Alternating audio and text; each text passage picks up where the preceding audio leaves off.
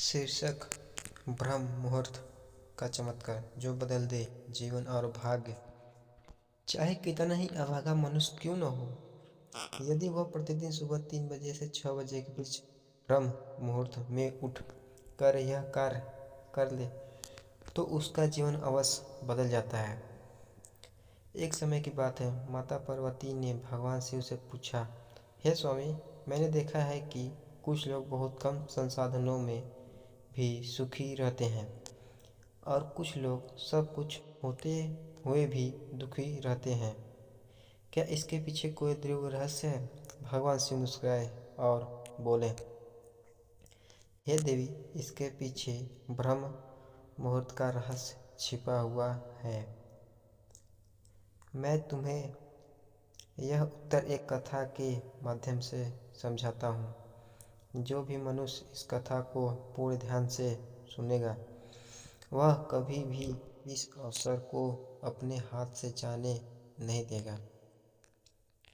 बहुत समय पहले प्रयाग नगरी में हरि नाम का एक युवक रहता था। वह बहुत ही नेक दिल था, पर अत्यंत आलसी। देर रात तक मोबाइल चलाना, सुबह देर तक सोते रहना, यही उसकी आदत बन चुकी थी। वह रोज कहता, मेरी किस्मत ही खराब है।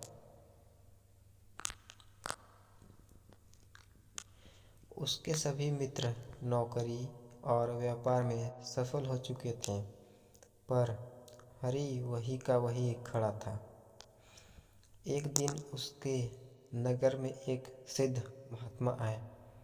हरि की माँ उसे जबरन उनके पास ले गई। महात्मा ने हरि की आंखों में देखा और बोले, बेटा, तुम्हारी किस्मत खराब नहीं है, तुम्हारी दिनचर्या खराब है।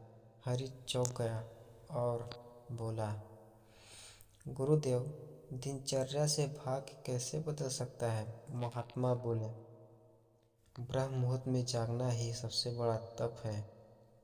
यह समय सुबह 3 बजे से 6 बजे तक होता है।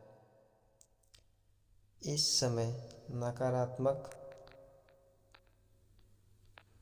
शक्तियाँ निष्क्रिय होती हैं और सकारात्मक शक्तियाँ अत्यंत सक्रिय होती हैं। इस समय देवता पृथ्वी पर विचरण करते हैं। जो मनुष्य इस समय जाग कर ध्यान करता है, उस पर ईश्वर की विशेष कृपा होती है। हरि ने पूछा, गुरुदेव, मुझे क्या करना होगा? महात्मा बोले, तुम 21 दिन तक केवल यह एक नियम अपनाओ। पहला, ब्रह्म मुहूर्त में उठो, स्नान करो, शांत स्थान पर बैठो, आंखें बंद कर दो, भावों के बीच ध्यान लगाओ, अपनी मनोकामना मन में दोहराओ, गहरी श्वास प्रवाह करो। पहले दिन हरि मुश्किल से उठा। तीसरे दिन उसका मन भागने लगा। 7वें दिन वह हार मानने ही वाला था, लेकिन उसने संकल्प नहीं तोड़ा। 21वें दिन उसका मन शांत हो चुका था। उसकी सोच बदल चुकी थी। उसका आत्मविश्वास बढ़ चुका था। कुछ ही समय बाद उसे नौकरी मिल गई। घर में सुख शांति आने लगी। लोग उसका सम्मान करने लगे। हरि फिर महात्मा के पास गया और बोला, गुरुदेव, आपने तो कोई मंत्र बताया ही नहीं। महात्मा मुस्कुराए और बोले, बेटा, अनुशासन ही मंत्र है, ब्रह्म मुहूर्त ही मंत्र है, ध्यान ही मंत्र है।